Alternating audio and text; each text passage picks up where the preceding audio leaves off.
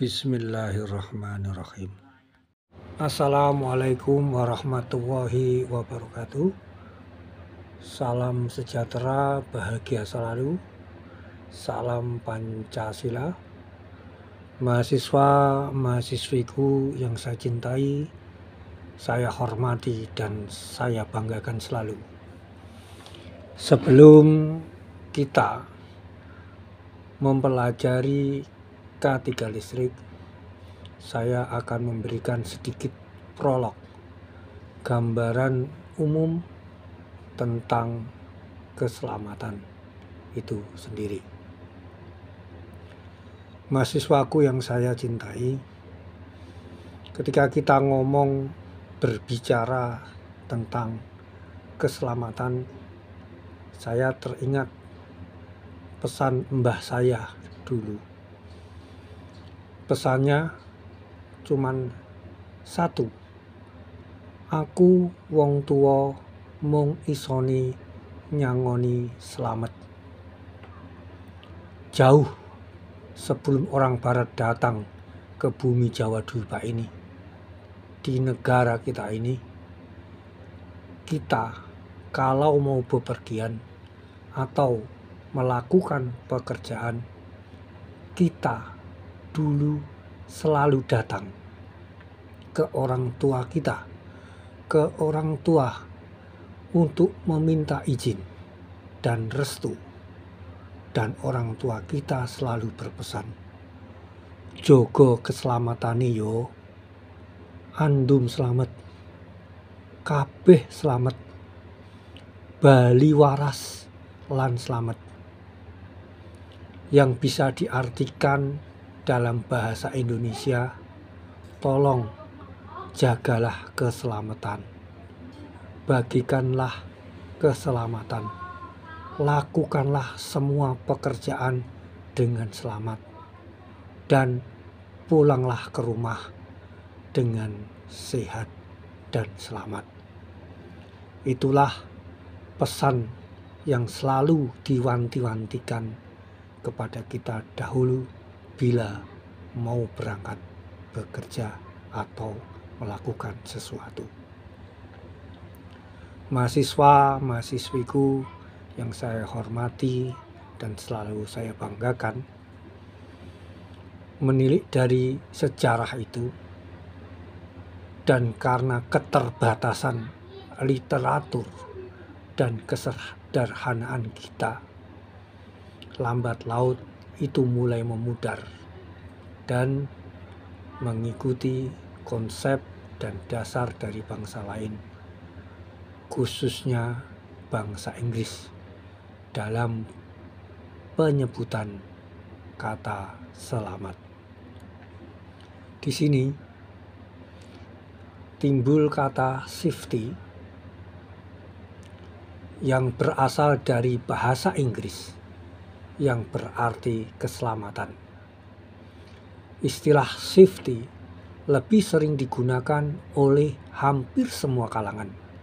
Sebagian besar perusahaan lebih memilih menggunakan istilah safety daripada keselamatan. Safety dapat diartikan sebagai suatu kondisi di mana seseorang akan terbebas dari kecelakaan atau bahaya yang dapat menyebabkan kerugian bagi semua orang, baik secara material maupun spiritual. Penerapan safety berkaitan erat dengan pekerjaan, sehingga safety lebih sering diartikan sebagai keselamatan kerja. Safety tidak dapat dipisahkan dengan kesehatan dan lingkungan, atau lebih dikenal dengan safety health environment, atau disingkat dengan SHE, atau occupational health and environment safety, atau dikenal dengan OHNES. Secara luas, safety dapat diartikan sebagai kondisi di mana tidak terjadi atau terbebasnya manusia dari kecelakaan, penyakit akibat kerja, dan kerusakan lingkungan akibat polusi yang dihasilkan oleh proses produksi. Mahasiswiku yang saya hormati, saya cintai dan selalu saya banggakan. Kalau kita berbicara tentang safety, maka kita juga harus berbicara tentang faktor-faktor apa saja yang dapat menyebabkan terjadinya kecelakaan atau insiden. Dalam hal ini, faktor-faktor yang dapat menyebabkan terjadinya insiden dapat dipelajari dengan pendekatan ilmu, dengan pendekatan keilmuan yang kemudian dikembangkan menjadi suatu konsep dan teori tentang kecelakaan. Adapun teori-teori tentang kecelakaan ada beberapa macam.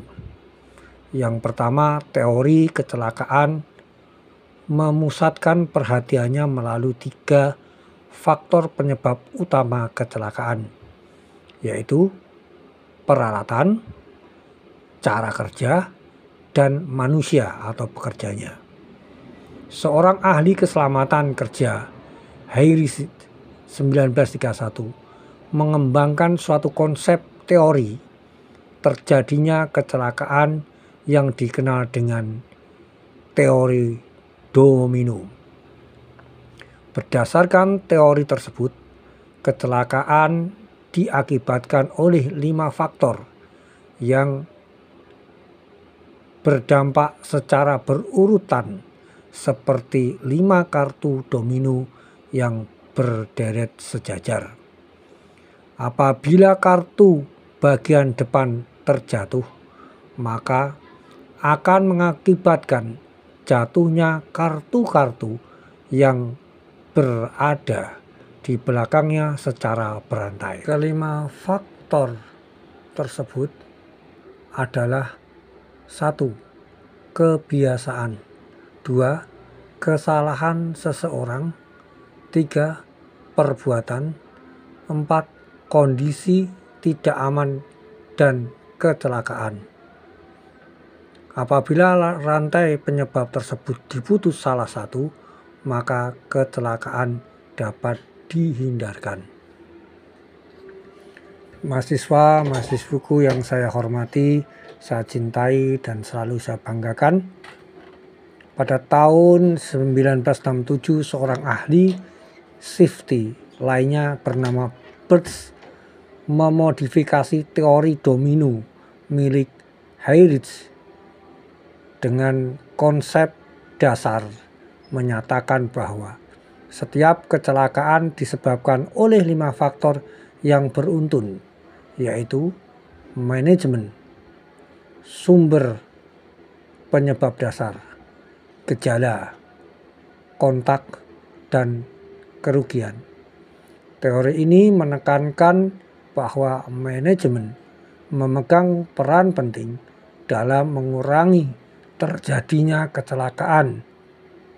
Birch menyatakan bahwa kesalahan manajemen merupakan penyebab utama terjadinya kecelakaan, sedangkan tindakan tidak aman, unsafe action, dan kondisi tidak aman, unsafe condition, merupakan penyebab langsung suatu kecelakaan.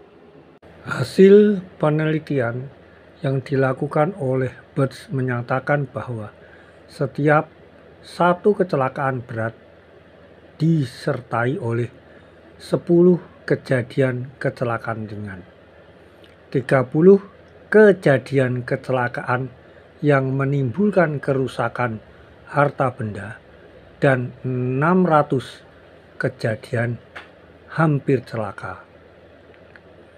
Biaya yang dikeluarkan perusahaan akibat kecelakaan kerja dengan membandingkan biaya langsung dan biaya tidak langsung adalah 1:5.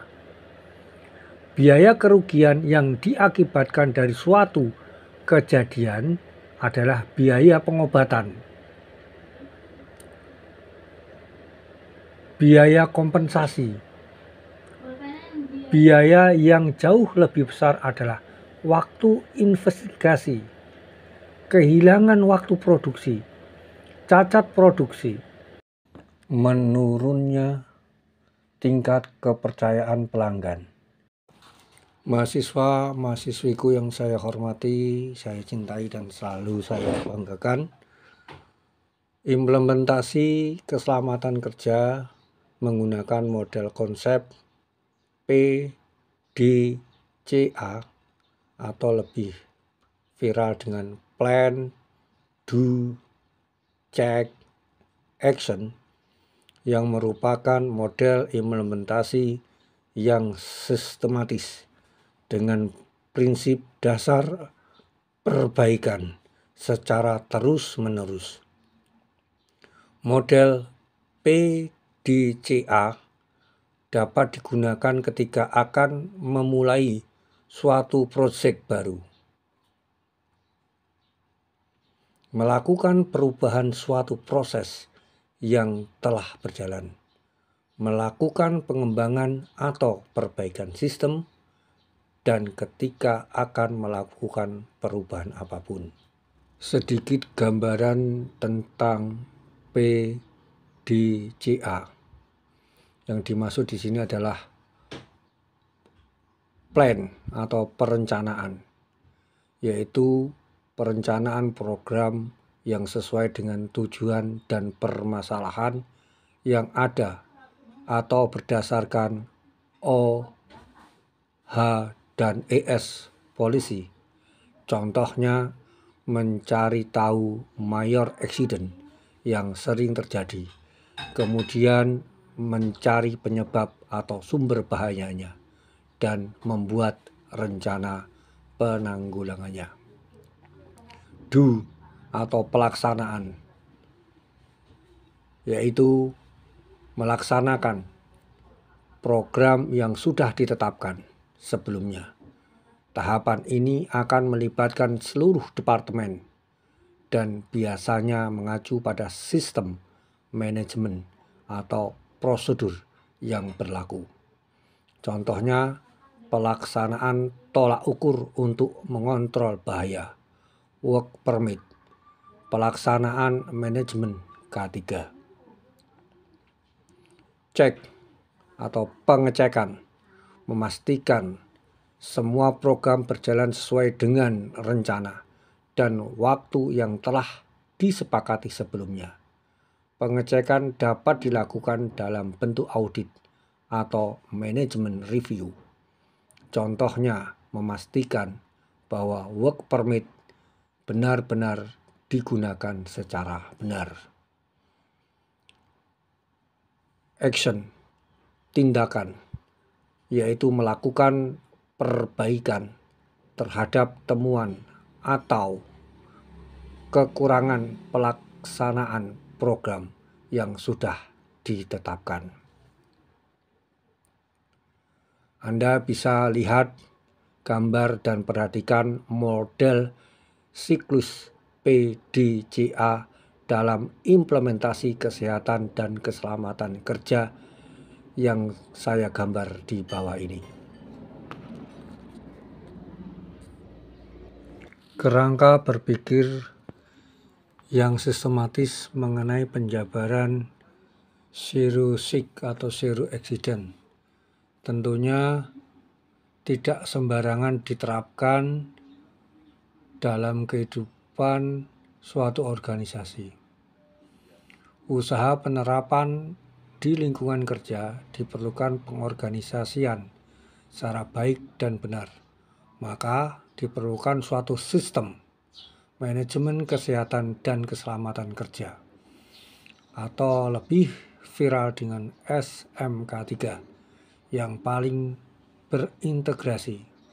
Melalui SMK3, pola pikir dan berbagai pendekatan kemudian diintegrasikan ke dalam seluruh kegiatan operasional agar dapat berproduksi dan menghasilkan produk dengan cara yang sehat, aman, dan efisien, serta tidak menimbulkan dampak lingkungan yang tidak diinginkan.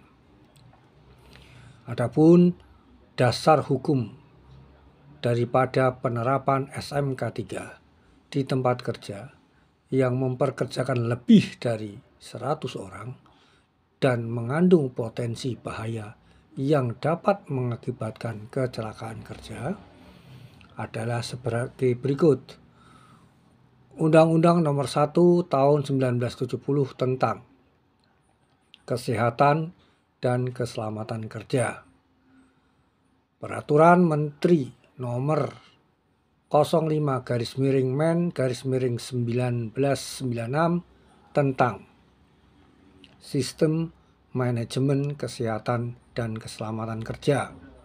Selanjutnya, peraturan perundang-undangan lainnya yang berkaitan dengan peraturan menteri tersebut. Salah satu fungsi dari manajemen di semua tingkatan adalah untuk mengkontrol suatu proses. Adapun faktor-faktor yang menyebabkan kurang baiknya sistem kontrol dari manajemen adalah: pertama, kebijakan K3 yang tidak tepat.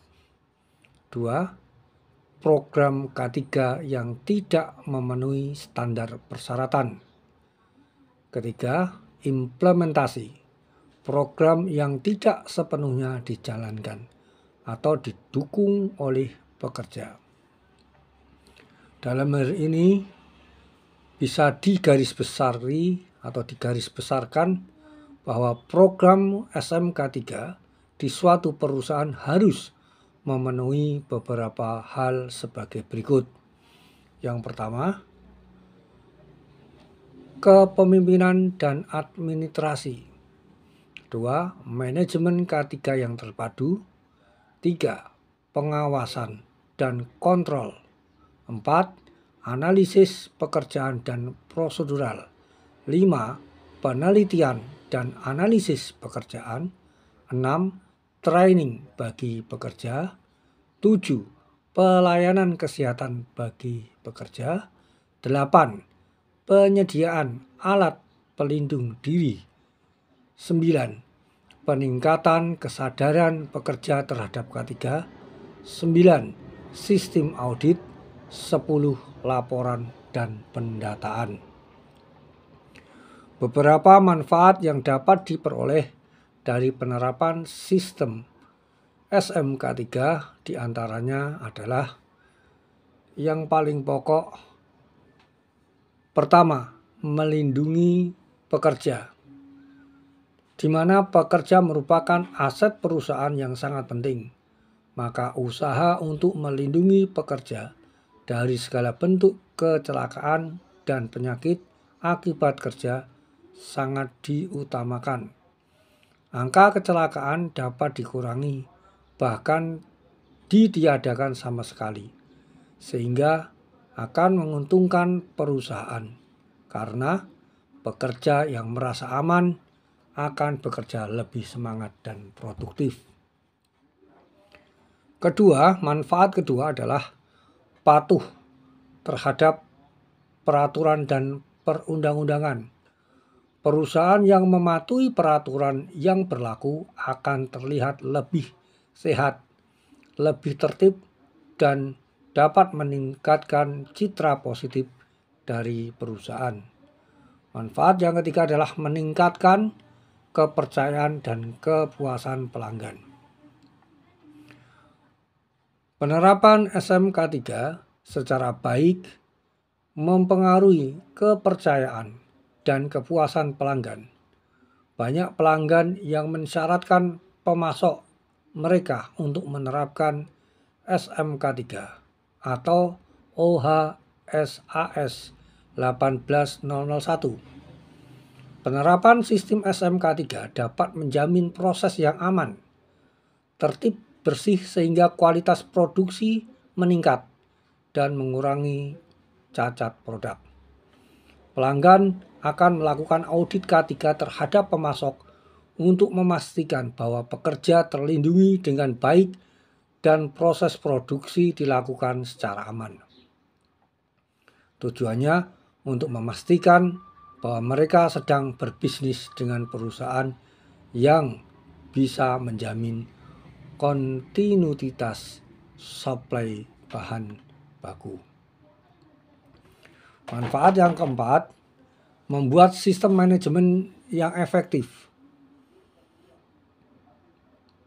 Penerapan SMK3 atau OHSAS 18001 akan mempengaruhi sistem manajemen K3 yang tertata dengan baik dan efisien.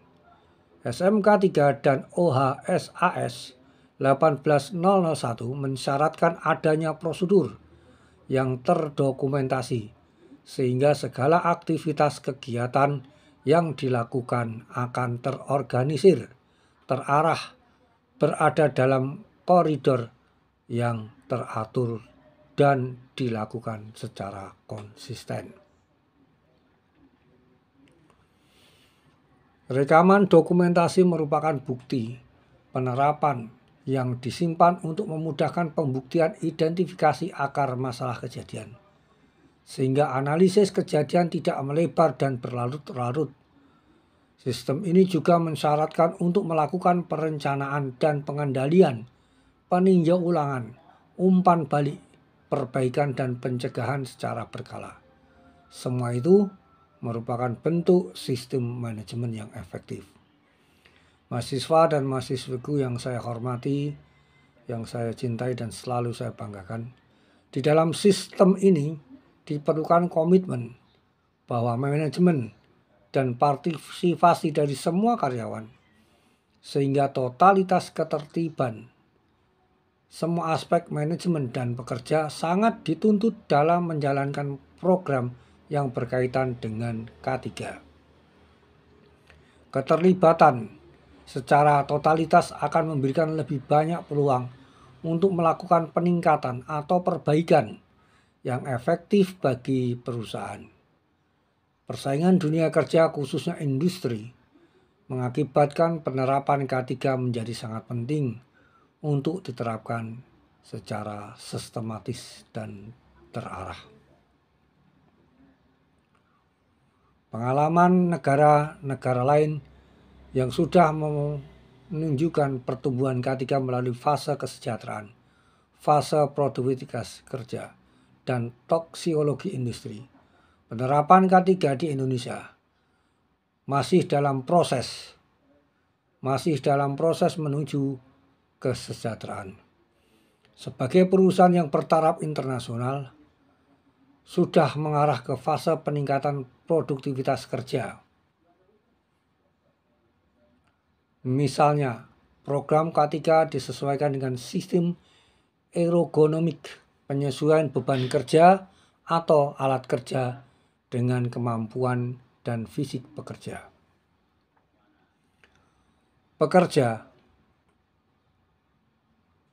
Penyebab terjadinya kecelakaan akibat kerja dapat dipengaruhi oleh beberapa faktor, di antaranya faktor pertama adalah faktor fisik seperti penerangan, suhu udara, kelembapan, laju rambat udara, kebisingan, vibrasi, mekanik, radiasi, tekanan udara, dan lain-lain.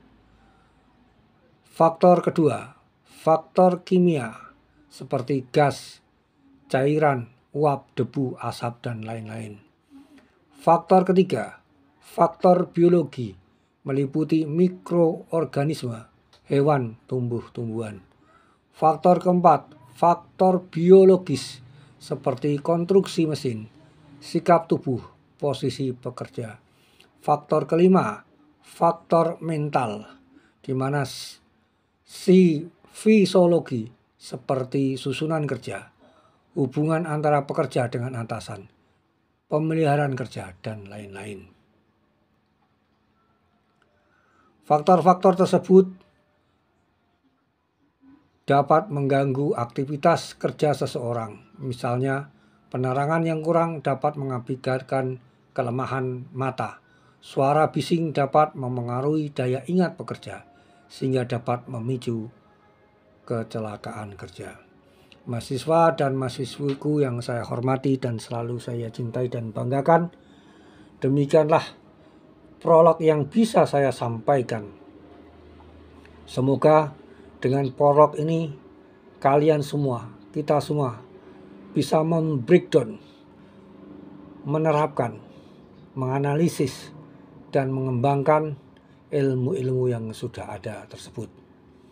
Mahasiswaku, ilmu itu sudah ada, tinggal kita cari dan temukan. Akhirnya, wassalamualaikum warahmatullahi wabarakatuh. Selamat belajar dan selamat belajar, selamat berjihad di jalan pembelajaran ini. Sekali lagi, terima kasih, dan terima kasih. Waalaikumsalam warahmatullahi wabarakatuh.